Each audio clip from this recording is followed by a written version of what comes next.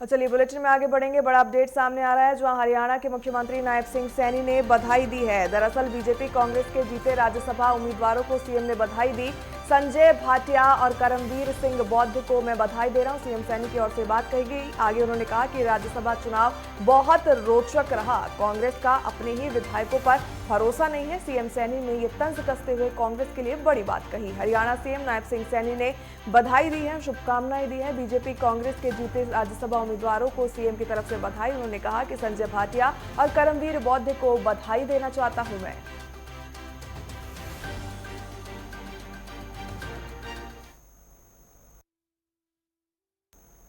तो चंडीगढ़ से बड़ा अपडेट है जहां मुख्यमंत्री नायब सिंह सैनी ने करमवीर सिंह बौद्ध को बधाई दी है। साथ ही बीजेपी के राज्यसभा सांसद को भी सीएम सैनी की ओर से बधाई दी गई। आपको बताते चले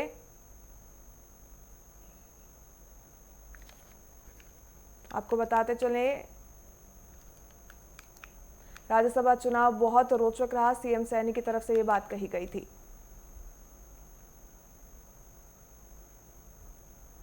बीजेपी कांग्रेस के जीते राज्यसभा उम्मीदवारों को बधाई दी। सीएम ने कहा इस दौरान कि संजय भाटिया और करमवीर बौद्ध को बहुत शुभकामनाएं और बधाई।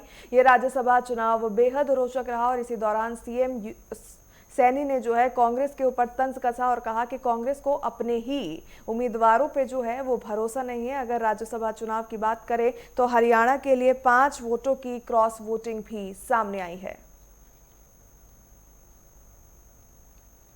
चंडीगढ़ से बड़ा अपडेट जहां सीएम सैनी ने आपको बता दें दोनों चयनित राज्यसभा सांसदों को शुभकामनाएं दी है। बीजेपी कांग्रेस के जीते राज्यसभा उम्मीदवारों को बधाई दी गई। संजय भाटिया और करमवीर बौद्ध को बधाई दी है सीएम सैनी ने। इस दौरान उन्होंने कहा कि ये राज्यसभा चुनाव बेहद रोचक रहा और कांग्रेस का अपने ही विधायकों पर भरोसा नहीं है। बड़ी खबर इस वक्त की चंडीगढ़ से। हरियाणा सीएम नायब सिंह सैनी ने शुभकामनाएं दी है। सीएम ने कांग्रेस और बीजेपी के जीते उम्मीदवार को शुभकामनाएं दी है, बधाई दी है। संजय भाटिया करमवीर बौद्ध आपको बता दें दोनों चुन कर आए हैं हरियाणा राज्यसभा से।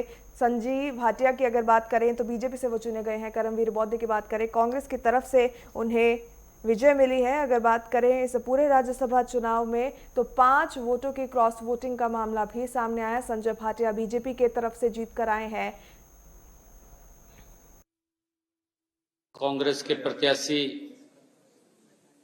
करमवीर बौद्ध जी एक वो विजयी हुए हैं। मैं दोनों को बहुत बहुत बधाई और शुभकामनाएं देता हूं। चुनाव बड़ा इंटरेस्टिंग रहा है। चुनाव इंटरेस्ट इसलिए रहा है, ये मैंने पहली बार शायद इतिहास में देखा कि कांग्रेस को अपने विधायकों पर विश्वास नहीं। ये भी इतिहास में मैंने देखा है कि स्वयं कांग्रेस के वरिष्ठ नेता पोलिंग एजेंट बन गए हो, कांग्रेस के प्रभारी पोलिंग एजेंट बन गए हो। ये पहली बार मैंने देखा है।